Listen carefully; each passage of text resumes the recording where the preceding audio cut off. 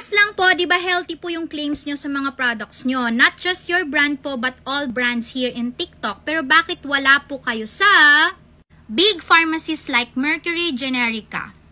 Okay be, una sa lahat, si Aishi Tokyo nagsimula siya sa 2,500 bottles lang. Pero nangako ako sa manufacturer namin sa Japan, nagagalingan ko at makakabenta ako ng 100,000 bottles in just 1 year. Pero we exceeded because in 2 years nakabenta na tayo ng 1.5 million bottles sa halagang 399 pesos lang.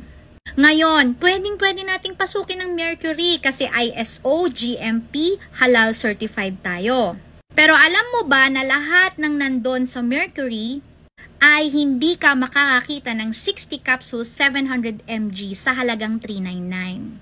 Dahil kailangan po triple ang presyo. So kapag pinasok ko po sa Mercury, magiging 1,200 pesos po ito.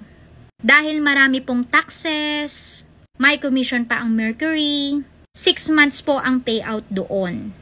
And I'm just a small business owner before. I prioritize at ginawa ang produkto na ito para sa mga loyal buyers namin. Kasi napapagod na ako noon mag-import ng mga made in Thailand. Kaya naman nagpagawa na lang po tayo. I hope nasagot ko na to.